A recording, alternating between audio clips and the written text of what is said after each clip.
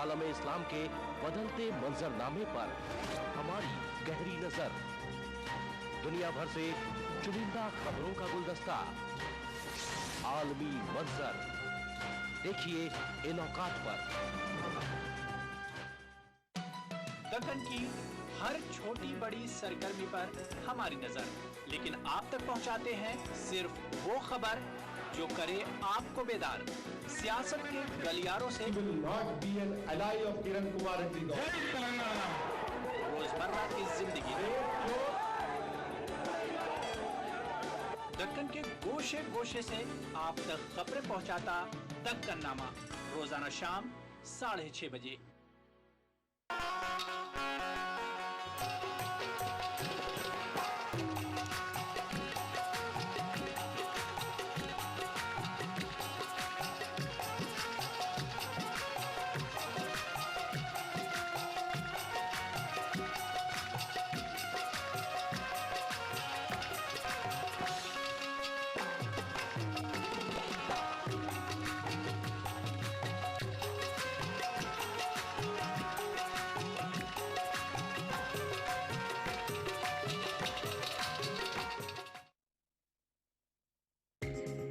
ETV Urdu पर अगला programme.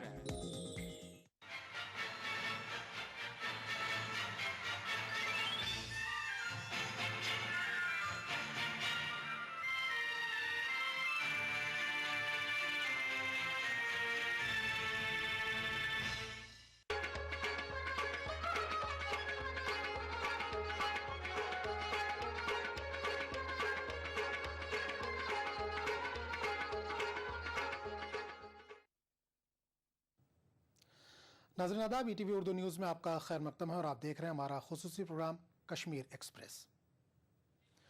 नाज़रीन, आज के शुमारे में हम आपको सुफीरा जान नामी यतीम लड़की को आला तालीम हासिल करने के लिए हुकूमत की जानिब से पासपोर्ट ना दिए जाने की कहानी सुनाएंगे।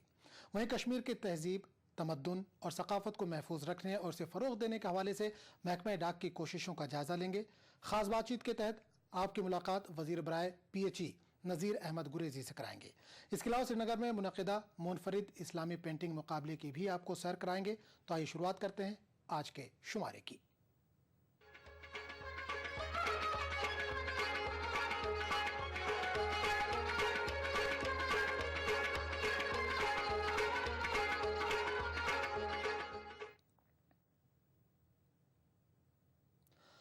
वेरवा बडगाम की एक यतीम तालिबा सुफीरा जान को सरकार ने पासपोर्ट देने से इनकार किया है। पासपोर्ट ना मिलने की वजह से सुफीरा के ख्वाब चूर चूर हो गए हैं।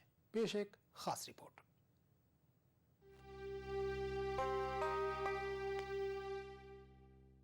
बीरवा बडगाम की सुफीरा जान ने कभी सोचा भी नहीं था कि उसे उन गुनाहों की सजा भुगतनी पड़ेगी जो कि उसने कभी किए ही नहीं।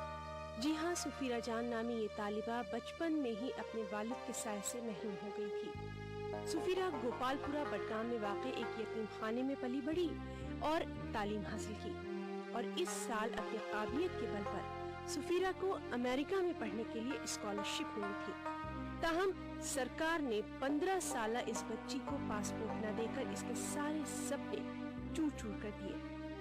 बताया जा रहा है कि सुफीरा के चाचा काफी अरसा पहले एक मिलिटेंट थे, जिसकी वजह से इन्हें पासपोर्ट की वेरिफिकेशन रिपोर्ट एडवर्स दी गई है। स्कॉलरशिप में उसको वहाँ अमेरिका में 1 साल के लिए पढ़ना था। 10th में 10th अगर वो क्वालिफाई कर जाती और उसकी परफॉर्मेंस अच्छी रहती तो वो कंटिन्यू भी हो सकती थी। तो हमने ये समझा था कि ये बड़ा अच्छा मौका है, हमारी एक बच्ची को इस तरह का एक्सपोजर मिलेगा और वो एक्सेलेंट परफॉर्मेंस दिखाएगी तो उसकी एवेन्यूज़ बढ़ेंगे, एक्सपोजर उसका बढ़ेगा। इस वजह से हमने बहुत कोशिश की थी कि इसको जल्द से जल्द पासपोर्ट मिले। हमें बताया गया एट द लास्ट मोमेंट हमें बताया गया कि इसको एडवर्स रिपोर्ट आया है, क्योंकि इस बच्ची का जो अंकल है वो शायद उसकी एडवर्स रिपोर्ट आ गई है। अब वो कहते हैं कि वो उसका जो अंकल है वो सरेंडर्ड है, मिलिटेंट है और अपना कारोबार कर रहा है, नेचुरल लाइफ वो गुजार रहा है। लेकिन इस बच्ची को उसकी वजह से, उसकी पास हिस्ट्री की वजह से इसमें रुकावट आ गई। सुफीरा पासपोर्ट न मिलने के लिए मरकजी और रियासती सरकार को ही जिम्मेदार ठहरा रही है। तो गवर्नमेंट ही है यहाँ की जो मुझे पासपोर्ट न देने के लिए ज़िम्मेदार है, क्योंकि जो पासपोर्ट है वो तो हर एक सिटीज़न का हक होता है और मेरा भी राइट है कि मुझे पासपोर्ट मिले। इन्होंने अब कोई और इशू उठा लिया, मैं नहीं जानती कि उस इशू से मेरा क्या लेना देना है और इनको ऐसा करना भी नहीं चाहिए था। अब कर लिया है तो ये मैं सिर्फ गवर्नमेंट को ही ज़िम्मेदार ठहराऊँगी कि मेरा पासपोर्ट उन्होंने ही बंद करवाया। मेरी इसमें बहुत सारी तरक्की थी कि मैं कुछ कर पाऊँगी फ्यूचर के लिए, इस जनरेशन के लिए। हो सकता था कि अगर मैं इस 10th लेवल में अपना कुछ बेस्ट कर पाती वहाँ, तो शायद आगे भी वो मुझे हेल्प करती। सुफीरा जान को रवा माह के दौरान ही अमेरिका जाना था, ताहम पासपोर्ट न मिलने की वजह से अब ये मासूम बच्ची एक सुनहरी मौका खो बैठी है। ETV news, Srinagar.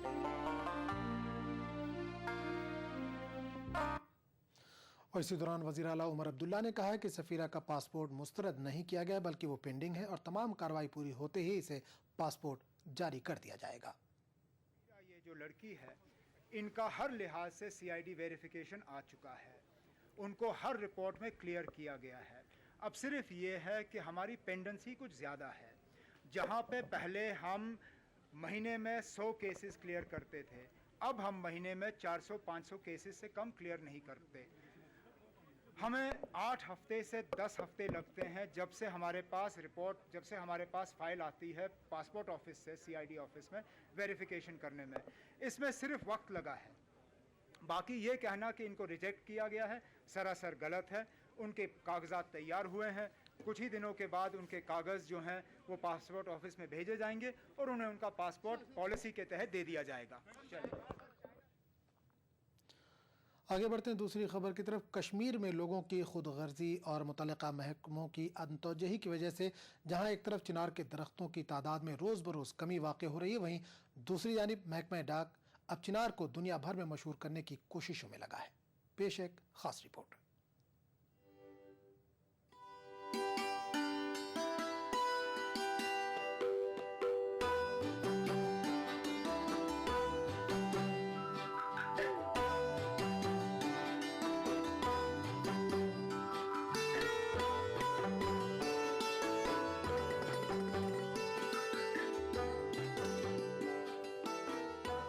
चिनार के दरख्त कश्मीर के विरसे का एक अहम हिस्सा हैं। ये दरख्त अगरचे आज भी कश्मीर के तकरीबन सभी मकामात पर पाए जाते हैं, ताहम इनकी तादाद में नुमायां कमी आई है। मकामी लोग और मुताल्लिका महकमे अगरचे इन दरख्तों की हिफाजत के लिए ज्यादा तवज्जो नहीं दे रहे हैं, ताहम महकमा डाक ने चिनार के दरख्तों और पत्तों को दुनिया भर में मशहूर करने का काम शुरू किया है। श्रीनगर के जनरल पोस्ट ऑफिस से अब जितने भी खतूत रवाना होंगे उन पर चिनार के पत्तों पर मबनी मोहर डाली जाएगी। Well, Chinar is a beautiful representation of Kashmir. Everyone loves Chinar, and Chinar represents the culture of Kashmir itself. So I thought that we should project Chinar in a very big way to all the people around the world.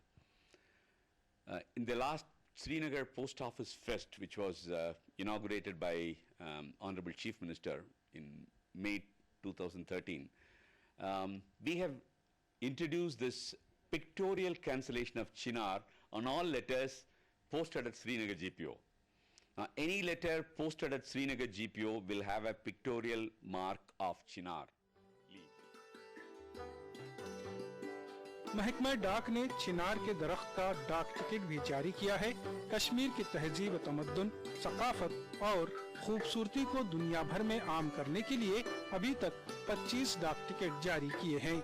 इस कोशिश के तहत महकमा डाक ने गुज़िश्ता साल श्रीनगर के तारीखी SP कॉलेज के 100 साल पूरे होने पर एक टिकट जारी किया और हाल ही में मुल्क के वज़ीर आज़म डॉक्टर मनमोहन सिंह ने शायर कश्मीर गुलाम अहमद महजूर के नाम का टिकट श्रीनगर में जारी किया। Postage stamps are really ambassadors of a country, ambassadors of a state.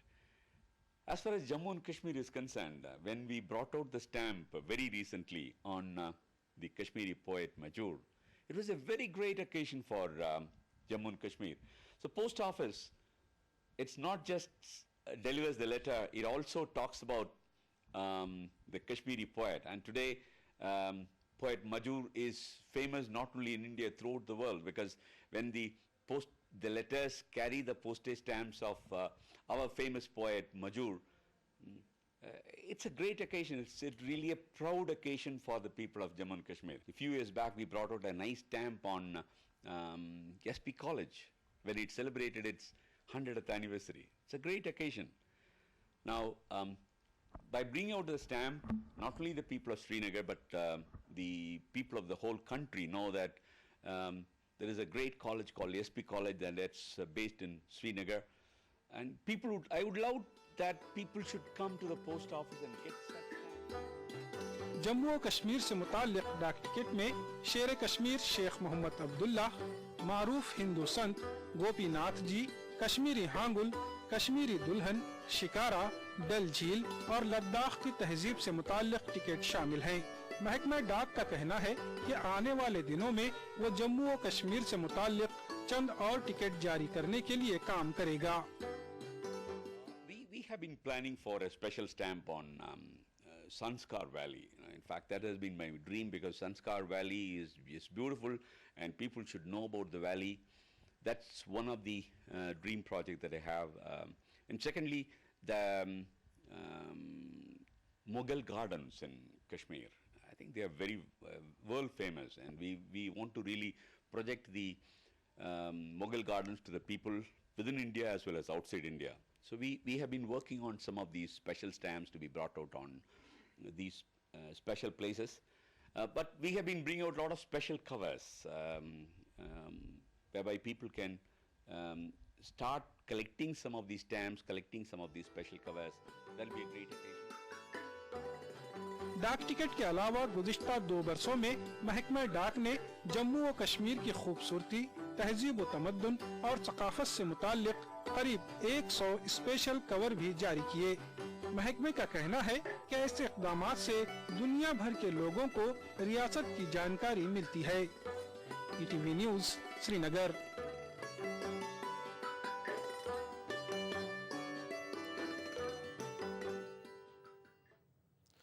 नाज़रीन, कश्मीर एक्सप्रेस का सिलसिला जारी रहेगा, लेकिन एक छोटे से वक्फे के बाद।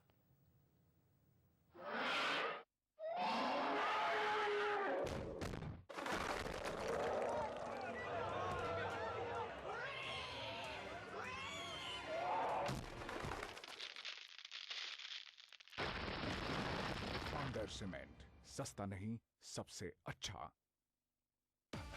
शेरदिल जवां मर्दों के लिए जानदार और शानदार gym vest, Shera fifth line gym vest, pure cotton fabric से बना अत्यंत आरामदेह Shera fifth line gym vest दीवाना बना दे।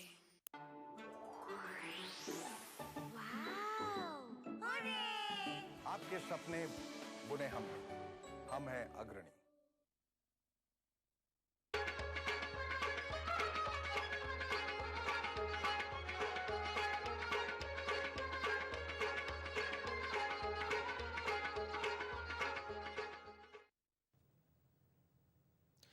नाज़रीन, ब्रेक के बाद कश्मीर एक्सप्रेस में आपका खैर मकदम है। नाज़रीन, जैसा कि आप जानते हैं कि कश्मीर एक्सप्रेस में हम हर हफ्ते आपकी मुलाकात रियासत के किसी मारूफ शख्स से कराते हैं। इसी सिलसिले में इस हफ्ते हमारे नुमाइंदे रिफत अब्दुल्ला ने वज़ीर बराए PHE नज़ीर अहमद गुरेज़ी से ख़ास बातचीत की। आइए देखते हैं गुरेज़ी का अपने महकमे के काम और प्रोग्रामों से मुतल्लिक़ क्या कहना है। नाज़रीन, कश्मीर एक्सप्रेस के आज के शुमारे में आपका खैर मकदम है और आज जो हमारे साथ मेहमान हैं वो है PHE के वज़ीर मुमलिकत नज़ीर अहमद गुरेज़ी। गुरेज़ी साहब, खैर मकदम है हमारे प्रोग्राम में आपका। सबसे पहले मैं यही जानना चाहूँगा कि लोग प्रोटेस्ट कर रहे हैं पीने के पानी के लिए। जिस रियासत में लोगों को पीने के पानी के लिए प्रोटेस्ट करना पड़े, क्या आपको नहीं लग रहा है सरकार वहाँ पे नाकाम है? देखिए, जहाँ तक पीने का पानी का सवाल है, ऐसी बात नहीं है जो आप कह रहे हो कि हर जगह पे हाहाकार मचा है कि पीने का पानी नहीं है। उसमें शक भी नहीं है कि हम अभी पूरी 100% आबादी को पानी नहीं दे सके, और 100% आबादी को इसलिए पानी नहीं दे सके क्योंकि रोज़ बरोज़ बस्तियाँ बढ़ती जा रही है, हेमलेट्स और बढ़ते हैं। अगर आज यहाँ पर 4 हेमलेट का गाँव है और वो अगले साल 8 हेमलेट में हो जाता है तो वो 4 नेचुरली अनकवर्ड हो जाती है।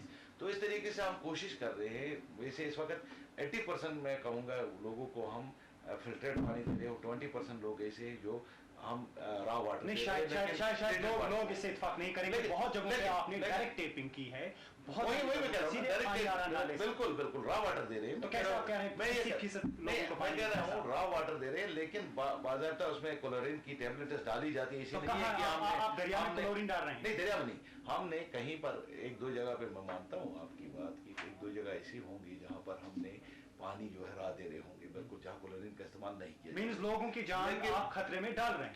सुने नहीं, वो बात नहीं है, लेकिन आहिस्ता आहिस्ता आप कहेंगे, मैं ये कहूँगा आपको कि 100% हम फिल्टर्ड पानी दे रहे हैं, वो भी झूठ है।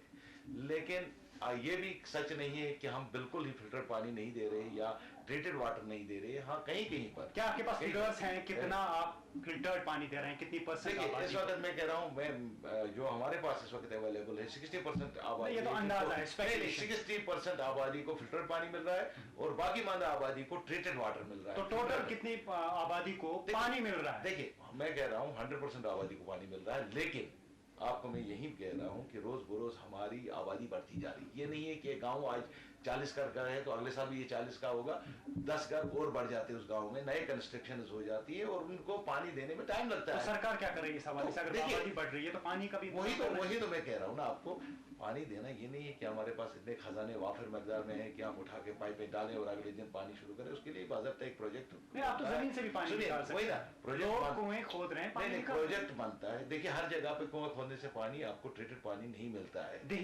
उनमें नहीं, अक्सर आप सुंबल सोनावारी में जाए, कहीं भी आपको, आप जहाँ पर हम खुदाई करते हैं वहां से गैस निकलती है, आपको पानी नहीं निकलता है। आप पटन के कुछ इलाकों में जाइए, आप रफियाबाद में जाइए, ये तो हर इलाके में ये नहीं कहेंगे हम जहाँ कुआं खोदेंगे वहां पर पानी आ जाएगा और उसको हम पीने के लिए देंगे।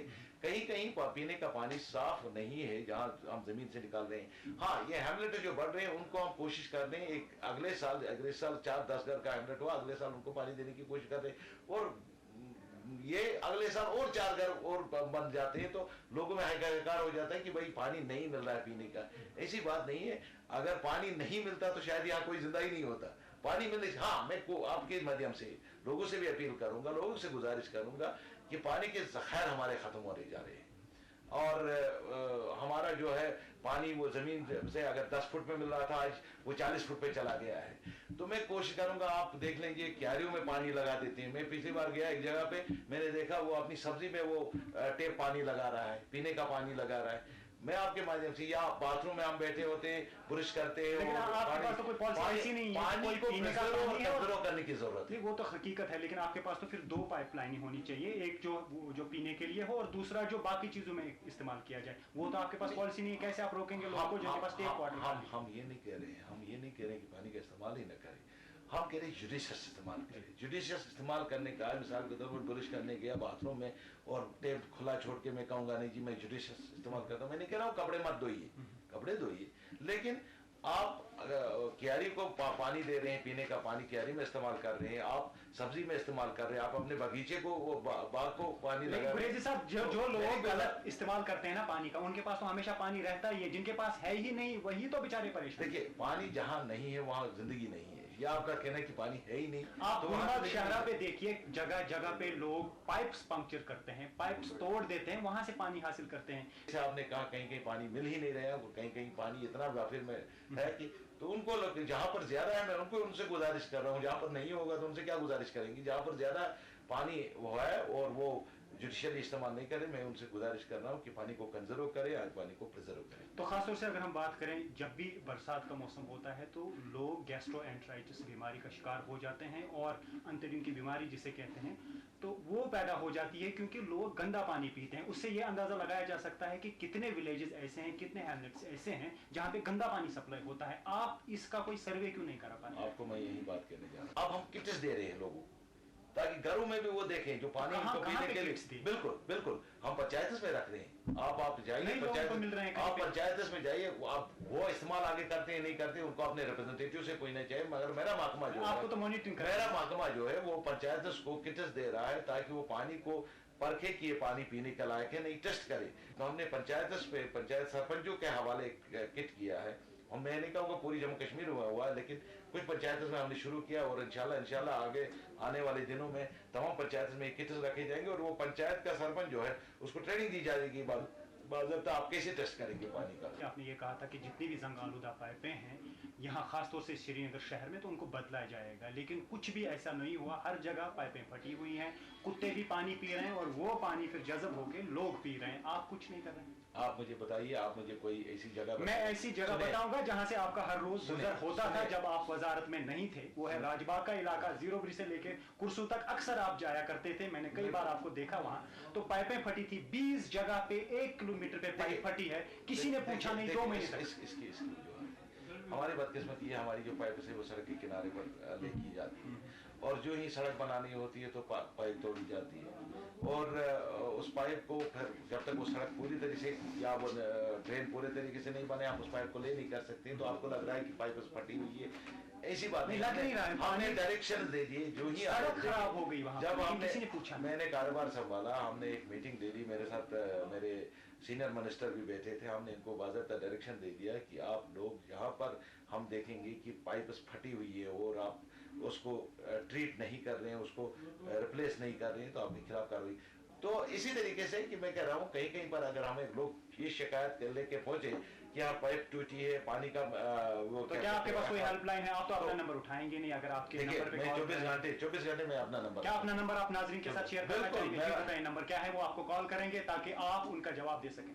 देखिए जहाँ तक मेरा नंबर का ताल्लुक है 9419000874 मेरा नंबर 9419000874 मिनिस्टर साहब का नंबर है। अगर आपके पास कोई भी शिकायत है तो मिनिस्टर साहब के अलावा वो बजाते खुद कॉल अटेंड करेंगे जी। इसके अलावा मैं नहीं कह सकता हूँ कि हर कॉल को मैं जवाब दे दूंगा, ये भी झूठ हो सकता है क्योंकि लेकिन साथ में मेरा प्राइवेट सेक्रेटरी है, प्राइवेट मेरा ऑफिस है, एक और मेरा PRO का नंबर है 9906686494 उससे रब्ता कर सकते हैं और वो मुझे इंफॉर्मेशन दे सकते हैं। सब आपके पास एग्रीकल्चर का भी कलमदान है, जरूर पूछना चाहूंगा सीड का जो घपला यहाँ पे बांडीपोरा में हुआ, क्या इस वक्त स्टेटस है उसका, किस तरह की इन्वेस्टिगेशन हो रही है? देखिए बांडीपोरा में सही बात है कि सीड का कुछ और आपका अपना इलाका है, शिकायत आई हमारे पास कि प्राइवेट एजेंसियों को के वो बेचते थे और उनसे वो ये करते थे, साजबाज करते थे। उसमें हमने 4 लोगों को अभी तक सस्पेंशन भी किया और हम कोशिश में लगे हैं कि हमने उसमें इन्वेस्टिगेशन लगाई है,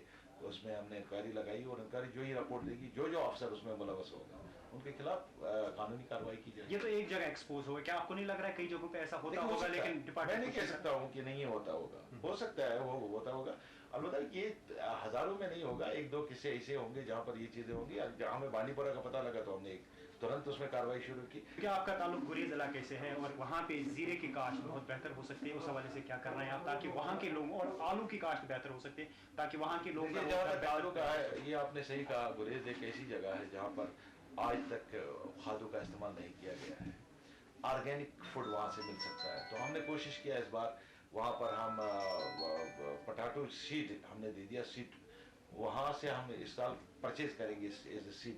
मैं कोशिश कर रहा हूँ गुरेज को एक सीड विलेज बनाया जाए। गुरेज की बात है, आप मिनिस्टर बने हैं वहाँ से, लेकिन अक्सर कटा रहता है विंटर में वो इलाका और राजदान से एक प्रपोजल था कि वहाँ से टनल बनेगी, क्या कभी बनेगी? जहाँ तक आप टनल की बात कर रहे हो उस पर सर्वे चल रही है, कोई 16 करोड़ रुपया बीकन अथॉरिटीज को दिया गया था गवर्नमेंट ऑफ इंडिया की तरफ से और इस साल उसकी सर्वे कंप्लीट हो रही है, लेकिन पैसा बहुत लग रहा है, 7-8 हज़ार करोड़ रुपये लग रहा है। तो 8 हज़ार करोड़ जुटाने में बहुत टाइम लगेगा, तो उसको कम करने के लिए हम कोशिश कर रहे हैं हेलीकॉप्टर सर्विस, एक रेगुलर हेलीकॉप्टर सर्विस चलाई जाए, जिसके लिए हमने गवर्नमेंट ऑफ इंडिया को लिखा है, होम मिनिस्ट्री के साथ वो बात उठाई गई है और पिछली बार होम सेक्रेटरी से भी मैंने बात की, गवर्नमेंट ऑफ इंडिया के जॉइंट सेक्रेटरी जो होम के उनसे भी बात की और इस साल हमें उम्मीद है इंशाल्लाह वो प्रपोजल हमारा थ्रू हो जाएगा। तुलेल एक इलाका है, तुलेल से मुल्क का कई गाँव है, वो अक्सर शिकायत करते हैं कि उनके पास कोई जाता नहीं है, कट ऑफ है वो लोग। बिल्कुल, क्या उसमें शक नहीं है, आप ही नहीं शक ही नहीं है, दिलेल बहुत कट ऑफ रहता है, लेकिन आप ये भी नहीं जाते हैं, आप ये कहेंगे कि आप नहीं जाते हो। एज ए मिनिस्टर हाँ मैं कम जाने लगा हूँ, उसमें शक नहीं है क्योंकि रियासत का कारोबार संभाला है, पूरी रियासत के डिपार्टमेंट्स को देखना है। लेकिन जब मैं MLA था, एज MLA में मैं हर साल में 6 महीने में गुरेज में रहता था, 5 महीने में गुरेज में होता था और इस बार एज मिनिस्टर भी हर सैटरडे संडे में गुरेज में होता हूँ, एवरी सैटरडे नहीं तिलेल में। अभी मैं 7 दिन तिलेल में रह के आया हूँ। अभी आपने हमारे साथ बात की, हमें उम्मीद है कि जो मसले हमने यहाँ पे उबारे उनका कुछ सजवाब होगा, उनका अजाला होगा। आपने हमारे साथ बात की, आपका बहुत बहुत शुक्रिया। थैंक यू, बहुत बहुत शुक्रिया। थैंक्स। तो कश्मीर एक्सप्रेस का सिलसिला जारी रहेगा, लेकिन एक छोटे से वक्फे के बाद। क्या खास है आज इफ्तार में? Brown and Polson custard powder इफ्तार खास बनाए। इस ईद वेस्टर्न यूनियन और चेन्नई एक्सप्रेस पेश करते हैं 10 गुना मनी ट्रांसफर। वेस्टर्न यूनियन द्वारा पैसे पाइए और पाइए उससे 10 गुना ज्यादा पैसे जीतने का मौका।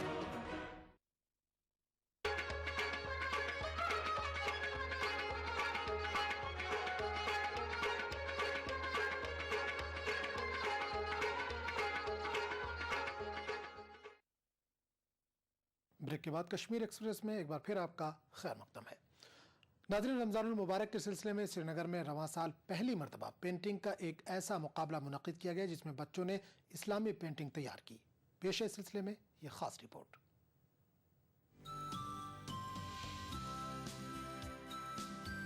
श्रीनगर में बच्चों की एक बड़ी तादाद ने पेंटिंग के एक ऐसे मुकाबले में हिस्सा लिया जहां पर उन्होंने सिर्फ इस्लामी पेंटिंग्स बनाई।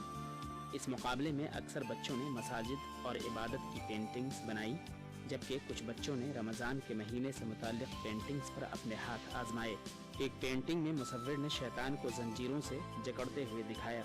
इस मुकाबले का एहतमाम फंटूश नामी एक इवेंट मैनेजमेंट कंपनी ने किया था।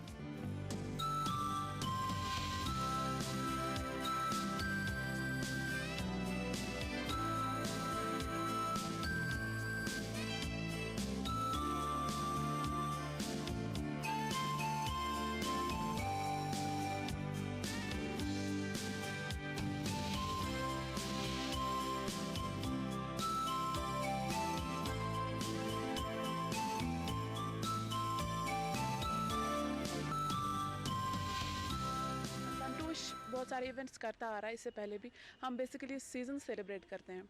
अब रमज़ान की जहाँ तक बात है वो तो है ही बाबरकत महीना और बहुत सारे कॉम्पिटिशन्स होते ही हैं रमज़ान में, लेकिन हमने सोचा कि कुछ ऐसा करें जो कश्मीर के आर्टिस्ट्स के लिए अच्छा हो। और सारी बहुत बड़ी अच्छे के एक विजुअल इफ़ेक्ट बहुत ज़रूरी है।